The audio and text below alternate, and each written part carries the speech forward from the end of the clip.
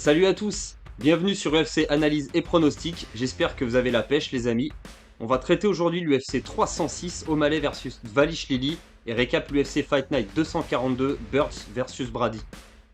Pensez à vous abonner s'il vous plaît, à laisser un pouce en l'air si le contenu vous plaît et un commentaire, je vous répondrai avec plaisir. Vous pouvez me retrouver sur les réseaux sociaux, Facebook, TikTok et Instagram, là où je partage les tickets gagnants, des pronostics. Les liens ils sont dans la description de la chaîne.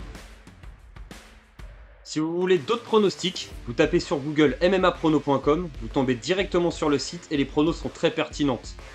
Aussi, MMA francophone pour les pesées, les countdowns en français et les conférences de presse, et Moment MMA pour l'actualité chaque semaine, c'est la meilleure chaîne du genre. Alors pour l'UFC Fight Night 242, on retrouvait 5 combats à la carte principale. En premier, Trevor Peek contre Yana Lachmouz. Je vous avais conseillé de choisir Trevor Peek. Je pensais qu'avec un peu la folie qu'il amène dans le striking, ça pourrait faire la différence. Et malheureusement, il a subi trop la pression sur la lutte de son adversaire. Et il a perdu le round 2 et 3, donc il a perdu par décision unanime. Donc je me suis trompé sur le premier prono. Ensuite, catégorie Bantamweight, on retrouvait match nul contre Cody Durden. Je vous avais conseillé de choisir Durden parce que match nul, les 3 défaites en 4 combats, ça me rassurait pas trop. Il s'est fait soumettre au deuxième round. Donc on en est à un prono de réussi sur les 2 premiers. On retrouvait en troisième combat, c'était en catchweight Steve Garcia contre Kyle Nelson. Je vous avais conseillé de choisir Garcia, je pensais que son striking pourrait faire la différence. Et à part une emmenée au sol dès le début du combat, dès qu'il a réussi à reprendre l'avantage, il a détruit Nelson avec ses frappes et ses coups de coude. Donc victoire au premier round par KO technique, on en est à 2 sur 3 pour les pronos. Ensuite on retrouvait catégorie flyweight en co-main event Jessica Andrade contre Natalia Silva. Combat compliqué à pronostiquer, l'ancienne championne qui était sur 2 belles victoires, mais je vous avais quand même conseillé de choisir Silva, la jeune challengeuse. Et elle a vraiment dominé son adversaire en striking de bout en bout. Et elle a remporté le combat par décision unanime. Donc on en est à 3 sur 4 pour les pronos. On retrouvait ensuite en main event, catégorie welterweight, Gilbert Burns contre Sean Brady. Je vous avais conseillé de choisir l'américain. Je pensais qu'il réussirait sûrement à annihiler le jeu du brésilien en luttant beaucoup contre la cage et en essayant de l'emmener au sol. Et au final, c'est quand même au striking que Sean Brady s'est illustré. Et il a remporté le combat par décision unanime. Faut dire que Gilbert Burns était complètement absent, on l'a pas reconnu. Mais bon, on en est donc à 4 sur 5 pour les pronostics. C'est vraiment un très bon résultat. Et vous pouvez retrouver les tickets gagnants sur les réseaux sociaux. L'UFC 306 O'Malley versus Dvalishvili se tiendra le 14 septembre dans la nuit du samedi au dimanche. Et on retrouve 5 combats à la carte principale. On retrouve en premier combat catégorie flyweight, Ronaldo Rodriguez contre Odd Osbourne. Rodriguez, il est mexicain, il a 25 ans, 16 victoires pour 2 défaites en carrière. Sur les 16 victoires, on a 7 finishes par KO technique, 5 soumissions et 3 décisions. Ces 2 défaites, elles ont été par décision uniquement. D'ailleurs, sa dernière défaite faut remonter au mois d'août 2020, où il avait donc perdu par décision unanime. C'était quand il avait essayé d'intégrer l'UFC lors des Dana White Contender. Après ça, il est retourné dans différentes petites organisations.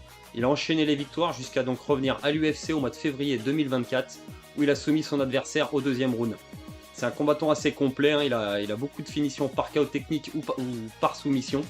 Il est donc opposé à Odd Osbourne. Odd Osbourne, il est américain, 32 ans, 12 victoires pour 7 défaites. Sur les 12 victoires, on a 5 finishes par KO technique, 4 soumissions et 3 décisions. Ces 7 défaites, il a perdu 2 fois par KO technique, 4 fois par soumission et une seule fois par décision. Pas terrible pour son bilan, il est sur 3 défaites lors de ses 4 derniers combats. Sa dernière victoire elle remonte au mois de février l'année dernière. Sinon il s'est fait donc soumettre, c'était au mois de mars 2024. Il s'est fait également soumettre l'année dernière au mois d'août 2023 contre Azu Almabaef. Il avait donc battu par split decision Charles Johnson, mais il s'était fait mettre KO au mois d'août 2022, il y a 2 ans par Tyson Nam. Donc compliqué, si on remonte plus en arrière, il avait également perdu par KO contre Manel Cap. C'était au mois d'août 2021. Donc le bilan est assez compliqué pour Osbourne. On va aller regarder les cotes. Alors on trouve favori le Mexicain avec une cote à 1,69 et une cote à 2,05 pour l'Américain. C'est très serré quand même, mais je pense que le Mexicain pourrait faire la différence. Il est sur une superbe série de victoires. Il vient d'intégrer l'UFC, il sera entre guillemets à domicile avec son public. L'Américain s'est fait finir 3 fois lors de ses 4 derniers combats, ça me paraît quand même difficile de choisir l'Américain du coup. Donc je vous conseille de choisir Ronaldo Rodriguez les amis, je pense que c'est le choix le moins risqué. On retrouve ensuite catégorie lightweight, Daniel Zellhuber contre Esteban Ribovic. Zellhuber, il est mexicain, il a 25 ans, 15 victoires pour une seule défaite en carrière. Sur les 15 victoires, on a 7 finishes par KO technique, 3 soumissions et 5 décisions. Sa seule défaite, elle a été par décision. Il faut remonter en septembre 2022, c'était lors de son premier combat à l'UFC, il a perdu par décision unanime. Depuis, il a enchaîné 3 victoires avec un finish par soumission. Sa dernière victoire contre Francisco Prado au mois de février 2024 qu'il a dominé de bout en bout. Il a donc remporté la victoire par décision unanime. Il avait soumis Christos Giagos, c'était au mois de septembre 2023 au deuxième round. Et il avait remporté une victoire par décision unanime également contre Lando Vanata, c'était au mois d'avril l'année dernière. Donc il est sur une belle série, le Mexicain. Il est donc opposé à l'Argentin Esteban Ribovic, qui a 28 ans, 13 victoires pour une seule défaite en carrière. Sur les 13 victoires, on a 7 finishes par KO technique, 5 soumissions et une décision. Sa seule défaite, elle a été par décision. C'était au mois de mars l'année dernière, il avait perdu par décision contre Loïc. C'était Loïc Razdabov, c'était à l'UFC 285. Depuis, il a renoué avec la victoire. Une victoire par décision unanime au mois de juillet l'année dernière et une victoire par KO. Il a battu par KO Terence McKinney en 37 secondes au mois de mai 2024. Donc on va aller regarder les cotes. Alors on trouve favori le Mexicain avec une cote à 1,43 et une cote à 2,63 pour Ribovic. C'est quand même un gros écart, je trouve. Ils n'ont pas vraiment respecté l'Argentin. C'est un combattant qui est très complet, qui a une seule défaite également en carrière. Et je pense que ça va quand même être un combat compliqué pour le Mexicain.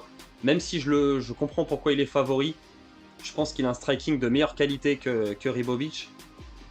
Et je vois Daniel Zellhuber remporter ce combat. Mais je pense que ça va être quand même très très serré. Je vous conseille de rester très prudent sur ce combat les amis, mais je vous conseille de choisir Daniel Zellhuber. Je pense que ça reste quand même le choix le moins risqué. On retrouve ensuite catégorie lightweight, Brian Ortega contre Diego Lopez.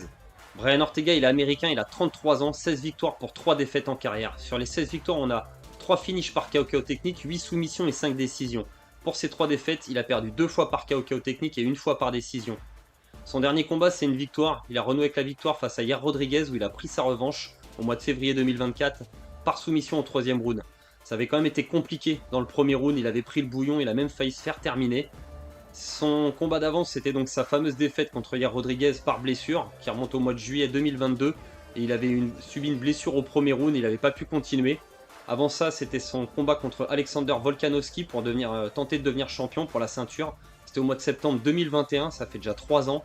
Il avait perdu par décision unanime, ça avait été une vraie guerre et il était sorti de ce combat avec beaucoup de dégâts. On remonte plus en arrière en 2020, pour son 4e combat, ça fait déjà 4 ans. Il avait gagné par décision unanime contre Shang Tsung Jung, le coréen zombie. Avant ça, il avait perdu par KO technique en mois de décembre 2018 contre Max Holloway. Donc c'est vrai que si on regarde depuis 6 ans, depuis décembre 2018, il a subi 3 défaites et seulement 2 victoires. C'est pas terrible, c'est vrai qu'il a pris pas mal de temps de pause après sa défaite contre Max Holloway et celle contre Yair Rodriguez. Donc pour l'instant c'est compliqué sur ces dernières années pour Brian Ortega, même s'il a renoué avec la victoire contre Yair Rodriguez, il avait quand même pris assez cher dans le combat avant de trouver la victoire par soumission. Il est donc opposé au talentueux Diego Lopez qui est brésilien, qui a 29 ans, 25 victoires pour 6 défaites en carrière. Sur les 25 victoires, on a 10 finishes par KO technique, 12 soumissions et seulement 3 décisions. C'est une machine à finition le brésilien. Pour ses 6 défaites, il a 2 défaites par KO technique et 4 décisions. Sa défaite, la dernière, c'était pour son premier combat à l'UFC. Au mois de mai 2023, il a perdu contre l'invaincu Movsar Evloev. Et depuis, il a enchaîné 4 victoires avec 3 finishes. En battant d'abord Gavin Tucker au mois d'août 2023 par soumission au premier round en moins de 2 minutes. Ensuite, Pat Sabatini par KO en 1 minute 30 également au mois de novembre 2023. Et 2 belles victoires en 2024. Une au mois d'avril par KO technique contre Sodiq Youssouf. Et une contre Danny Gue, c'était par décision unanime au mois de juin 2024. C'était donc le combat de remplacement où normalement ça aurait dû être donc Brian Ortega son adversaire.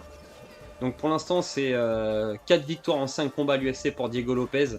Ces 2 autres défaites par décision ou c'était par décision également. C'était au Dana White Contender en 2021 et au Fury FC en 2021 ensuite.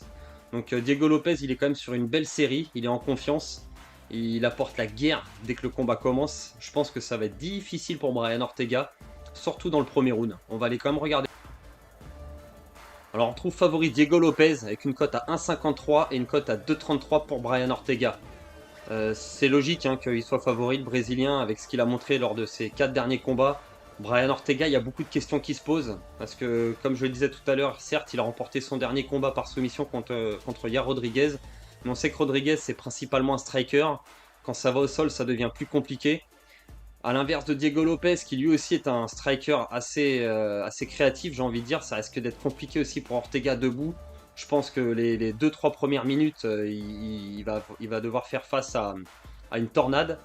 Le sol, là où il a souvent l'avantage, Ortega, face à Diego Lopez, qui est extrêmement bon jiu-jitsu brésilien également, très créatif en cherchant des soumissions à tout moment. Il essaye pas de garder juste les positions, il cherche vraiment les finitions dans le combat. Je pense que les premiers rounds vont être compliqués pour Brian Ortega. Alors si le combat dure, est-ce que le cardio de Diego Lopez va faire l'affaire? C'est un co-main event, je suis pas certain que ce soit en 5 rounds, je crois que ça va être en 3 rounds. Donc du coup normalement ça devrait le faire. Donc je donne quand même un avantage à Diego Lopez dans les premiers rounds. Et je pense que Ortega, qui est pas passé loin de se faire terminer contre Yair Rodriguez, je suis pas certain qu'il trouve l'avantage au sol cette fois-ci contre Diego Lopez. Donc je pense que ça va vraiment être compliqué pour l'Américain. Donc je vous conseille de choisir Diego Lopez, les amis. Je pense que ça reste quand même le choix le moins risqué. Et on retrouve en co-main event catégorie flyweight le combat tant attendu entre Alexa Grasso et Valentina Shevchenko. Alexa Grasso, elle est mexicaine, elle a 31 ans, 16 victoires pour 3 défaites en carrière. Sur les 16 victoires, on a 4 finishes par KO technique, 2 soumissions et 10 décisions. Ces 3 défaites, elle a perdu une fois par soumission et 2 fois par décision. Son dernier combat, c'est donc un match nul face à Valentina Shevchenko pour la ceinture. Alors que selon moi, Alexa Grasso, elle avait remporté ce combat. Les juges, ils ont été durs là-dessus et je pense que la championne avait défendu sa ceinture. Bon, après, avec un match nul, elle a quand même conservé son titre, mais du coup, ça nous a forcé à devoir attendre un troisième combat. Puisque son combat d'avant, c'était sa victoire par soumission face à Valentina. Elle avait soumis l'ancienne championne, c'était au 4e round. Mais il faut dire qu'elle avait quand même perdu le combat jusque-là. Les 3 premiers rounds avaient été dominés par Valentina. Et elle avait su quand même trouver la soumission dans le 4e round après une erreur, un coup de pied retourné de Valentina, ça avait été une erreur à ce moment-là. Ça avait permis à Alexa Grasso de lui attraper le dos, de l'emmener au sol et de lui placer sa soumission pour devenir championne. Si on remonte plus en arrière, elle a enchaîné une série de 4 victoires avec c'était une soumission et 3 décisions où elle avait battu Viviana Rojo ou Macy Barber. Et sa dernière défaite, faut remonter donc en septembre 2019 où elle avait perdu contre Carla Esparza. C'était par décision majoritaire. Elle est donc opposée à Valentina Shevchenko qui a 36 ans et qui vient du Kyrgyzstan. Elle a 23 victoires pour 4 défaites en carrière. Sur les 23 victoires, on a 8 finishes par KO technique, 7 soumissions et 8 décisions. Pour ces 4 défaites, elle a perdu une fois par KO technique, une fois par soumission et 2 fois par décision. Son dernier combat, donc c'est le match nul face à Alexa Grasso. Et avant ça, la défaite où elle s'était fait soumettre donc, au 4e round. Avant ça, elle avait défendu sa ceinture. Elle avait gagné donc, contre Jessica Andrade. Elle l'avait défendu à plusieurs reprises contre Tayla Santos par split decision, contre Lauren Murphy par KO technique. Elle avait battu également Jennifer Maia par décision unanime en novembre 2020. Donc sa dernière défaite, il fallait remonter au mois de septembre 2017 où elle avait perdu par split decision contre Amanda Nunes lors du combat championne contre championne où beaucoup voyaient Valentina avoir remporté ce combat. Son autre défaite, c'était également face à Amanda Nunes, mais en mars 2016. Donc elle avait vraiment enchaîné les victoires depuis. Elle roulait sur la catégorie. Et cette défaite contre Alexa Grasso, après avoir remporté les 3 premiers rounds, ça semblait être une erreur. Mais lors du match revanche, donc, qui a terminé en match nul, pour moi, elle avait perdu le combat par décision. Valentina, elle n'en avait pas fait assez pour redevenir championne. Donc on va aller regarder les cotes. Alors on retrouve les deux combattantes avec une cote à 1,85. Il y a match nul sur les cotes. Alors ça peut évoluer d'ici là. D'ici la fin de la semaine, il y en a sûrement une qui va passer devant l'autre, mais pour l'instant c'est 1,85 des deux côtés. Donc ça me paraît quand même être un combat difficile à pronostiquer quand on sait ce qui s'est passé lors des 2 premiers affrontements. Le premier, donc elle s'était fait dominer Alexa Grasso pour au final aller trouver la soumission sur une erreur de Valentina. Et le combat revanche, pour moi, elle avait fait ce qu'il fallait cette fois-ci. Donc je pense qu'elle serait capable de reproduire la même chose. Est-ce que Valentina va venir avec un game plan différent? Aujourd'hui à 36 ans, est-ce qu'elle aura encore l'envie d'aller chercher cette ceinture? Ça laisse quand même des doutes. Donc je pense que le choix le moins risqué, ça reste quand même d'aller choisir la championne Alexa Grasso. Je pense qu'elle peut conserver son titre, reproduire ce qu'elle avait fait lors du combat revanche, et cette fois-ci remporter le combat par décision. Donc après, ça reste quand même un combat assez compliqué, les amis. Je vous conseille de rester prudent. Mais si vous voulez le rajouter dans le combiné ou faire un pari simple dessus, je vous conseille quand même donc de choisir la mexicaine. Et on retrouve en main event combat pour la ceinture Bantamweight Sean O'Malley contre Merab Dvalishvili. Sean O'Malley, il est américain, il a 29 ans, 18 victoires pour une seule défaite en carrière. Sur les 18 victoires, on a 12 finishes par KO technique, une soumission et 5 décisions. Sa seule défaite, elle a été par KO technique. Son dernier combat, c'est une victoire par décision unanime lors de sa première défense de titre contre Marlon Vera au mois de mars 2024, où Sean O'Malley il a dominé son adversaire plutôt timide. Marlon Vera était assez timide dans ce combat. Avant ça, donc, il était devenu champion au mois d'août l'année dernière en battant par KO technique le champion Aljamain Sterling. On remonte au mois d'octobre 2022, il avait battu par split decision Petr Yan, l'ancien champion, dans un combat où beaucoup voyaient Petr Yan avoir remporté le combat normalement. C'est vrai que c'était très serré, je l'ai regardé plusieurs fois le combat. Et c'est compliqué. On peut donner la victoire à l'un comme à l'autre, c'est vraiment un combat compliqué pour donner une décision. On remonte plus en arrière, il avait eu son no contest à cause d'un IPOC contre Pedro Munoz au mois de juillet 2022. Et si on remonte plus en arrière, il avait enchaîné 3 victoires avec 3 finishes par KO technique et KO contre Thomas Almeida ou Chris Moutinho. Et on remonte pour sa défaite au mois d'août 2020 où il avait perdu par KO technique contre Marlon Vera à cause d'une blessure au genou. Et il avait en juin 2020 battu également l'ancien combattant Eddie Wineland par KO en moins de 2 minutes. Donc parcours quasiment parfait pour le champion Sean O'Malley.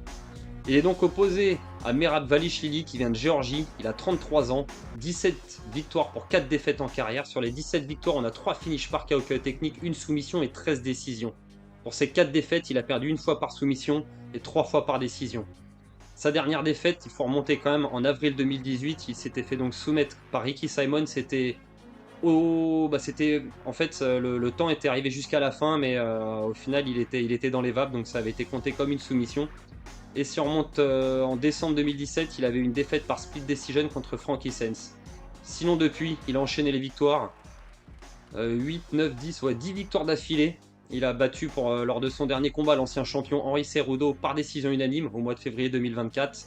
Avant ça, il avait battu Petr Yan par décision unanime également dans un combat en 5 rounds. C'était au mois de mars 2023.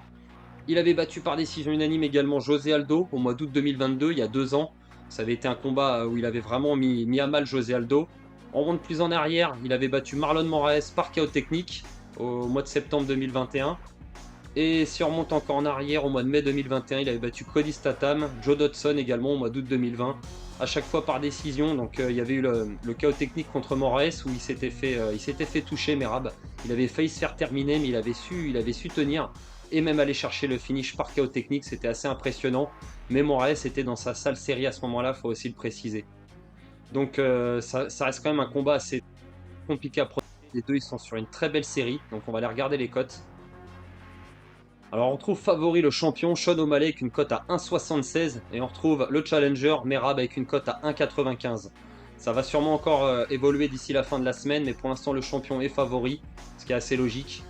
Donc à mon avis le combat de toute façon, je pense comme tout le monde il va prendre 2 tournures. Soit on a un finish par KO technique du champion dans le premier ou le deuxième round, peut-être même le troisième, où il réussira finalement avec ses déplacements à perturber et à frustrer Merab, l'empêchant d'installer sa lutte et le dominer en striking, parce que je pense que le striking sera clairement à l'avantage du champion.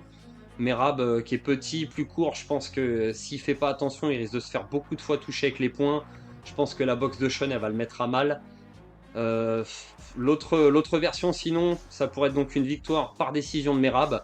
Merab réussit donc à pourrir le champion avec sa lutte, comme il a fait lors de toutes ses dernières victoires, à le coller contre la cage, à insister comme il le fait d'habitude et à réussir à trouver la clé pour emmener le champion au sol, l'y maintenir et donc remporter le combat par décision. Parce que je vois pas Merab réussir à finir Sean O'Malley. J'ai du mal à croire qu'il puisse trouver la faille. Et à l'inverse, si Sean O'Malley remporte le combat, je le vois pas dominer pendant 5 rounds Merab. Je pense que si ça dure 5 rounds, Merab il va réussir à installer son jeu. Donc ça reste quand même très compliqué les amis, la vérité. Je vous conseille de rester très prudent avec ce combat là également. Mais je pense partir sur Merab Dvalishvili. Je me rappelle que dans le combat contre Petr Yan, Sean O'Malley il a quand même beaucoup de fois subi les takedowns, il s'est beaucoup de fois fait attraper les jambes. Vu qu'il a un physique, il est grand, il est assez longiligne.